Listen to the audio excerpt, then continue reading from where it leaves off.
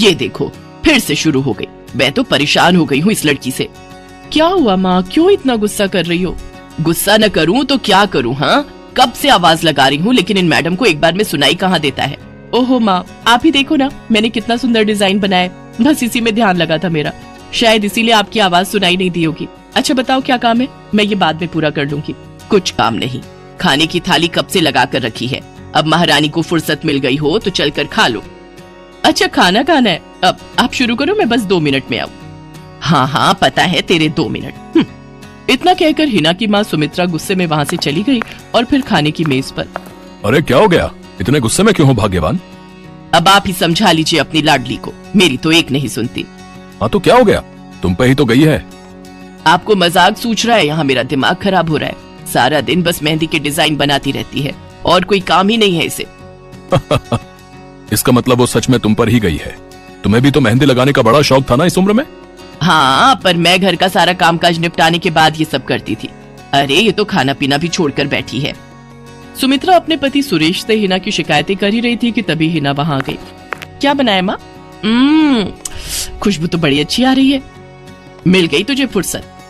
हाँ माँ, देखो ना मेरा आज का डिजाइन, पापा देखिए ना कैसा है। सच में डिजाइन तो वाकई बढ़िया बनाया है लाडो। ये लाडो बोल बोल कर आपने ही इसका दिमाग खराब करके रखा है। मेरी जान को कितना काम है पता है, ती जा रही है, मगर ये लड़की मेरी बिल्कुल मदद नहीं करती। ओहो, आज सिर्फ खरी खोटी ही सुनाओगी या कुछ खाना भी मिलेगा भाग्यवान? सुरेश की बात सुनकर सुमित्रा की हंसी निकल गई और उसे हंसता देख सभी लोग हंसने लगे। हिना अपने माता पिता की अकेली संतान थी। हिना को बचपन से ही मेहंदी के नए नए डिजाइन बनाने का बड़ा शौक था। वो कागज पर रोज कुछ न कुछ नया बनाने की कोशिश करती और फिर उसे अपने या अपनी माँ के हाथों पर लगाती। हिना के कॉलेज की पढ़ाई भी अब पूरी हो गई थी तो अब उसके लिए रिश्ते आने भी शुरू हो गए थे। अरे सुमित्रा कहाँ हो, जल्दी आओ। क्या हुआ जी? जरा इस फोटो को तो देखो, कैसा है लड़का? दिखने में तो बहुत ही बढ़िया है। हाँ, वो कानपुर वाले फूफा जी है ना, उन्होंने बताया है इस लड़के के बारे में। अपनी हिना के लिए कैसा रहेगा? लड़का काम क्या करता है और परिवार में कौन कौन है? फूफा जी बता रहे थे कि कानपुर में इनका अपना कारखाना है, वहाँ ये अपना दोने पत्तल और डिस्पोजल वगैरह बनाते हैं। ये अच्छा पैसा कमा लेता है, फूफा जी की रिश्तेदारी में है। हाँ, पर उससे पहले ये फोटो एक बार हिना को तो दिखा दो, उसे लड़का पसंद आ जाए तभी बात आगे बढ़ानी चाहिए ना। अरे हाँ, ये भी सही कह रही हो। लाडो, ओ लाडो, अरे कहाँ है बिटिया? सुरेश ने फौरन जाकर कमल की फोटो हिना को दिखाई तो हिना को भी कमल पसंद आ गया। उधर कमल को भी हिना पहली ही नजर में भाग गई और इस तरह से कुछ ही दिनों में कमल और हिना की शादी खूब धूमधाम से हो गई। शादी के बाद कमल और हिना अपनी गृहस्थी में बहुत खुश थे। फिर एक शाम। ये क्या लिख रही हो हिना? लिख नहीं रही हो, मेहंदी का डिजाइन बना रही हो। अच्छा, पर कागज पर क्यों?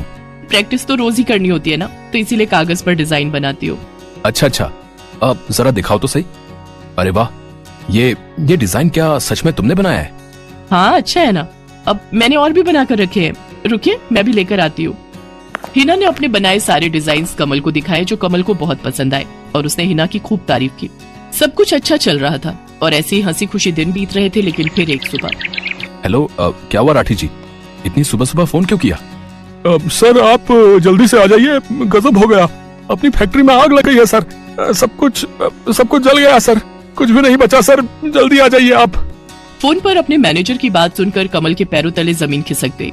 फैक्ट्री पहुंचा तो देखा वाकई फैक्ट्री पूरी तरह से जल रही थी। तभी एक जलती हुई बड़ी सी लकड़ी कमल पर आ गिरी जिसकी वजह से वो बुरी तरह झुलस गया। उसे फौरन अस्पताल पहुंचाया गया और यहाँ से सब कुछ बदल गया। फैक्ट्री के काम को बढ़ाने के लिए कमल ने हाल ही में कई सारी नई मशीनें लोन पर खरीदी थी। मशीनें तो नहीं बची, लेकिन लोन चुकाने के चक्कर में पहले कमल की गाड़ी बिकी और फिर घर। मजबूर होकर कमल और हिना किराए के मकान में रहने लगे थे। फिलहाल कमल की हालत ऐसी नहीं थी कि वो कोई और काम कर सके। ऐसे में हिना ने घर चलाने का जिम्मा उठाया और वो घर घर जाकर औरतों के हाथों पर मेहंदी लगाने लगी।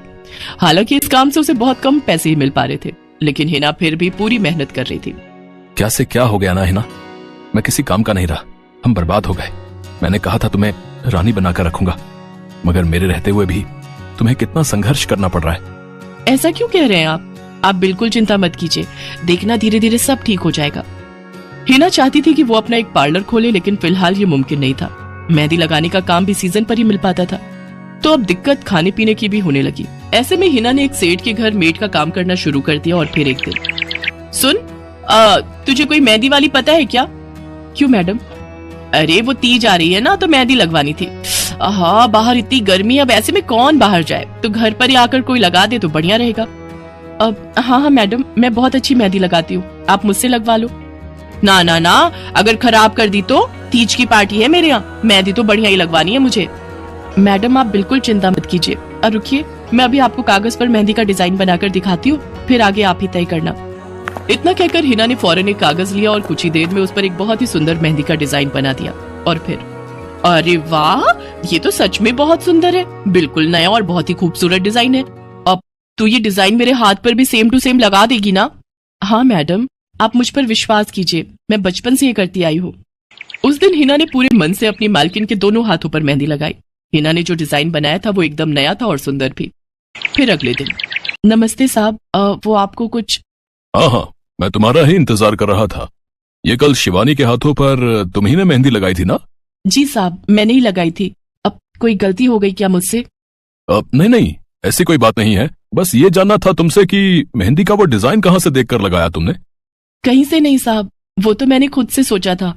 मैं कभी कहीं से देखकर डिजाइन नहीं बनाती।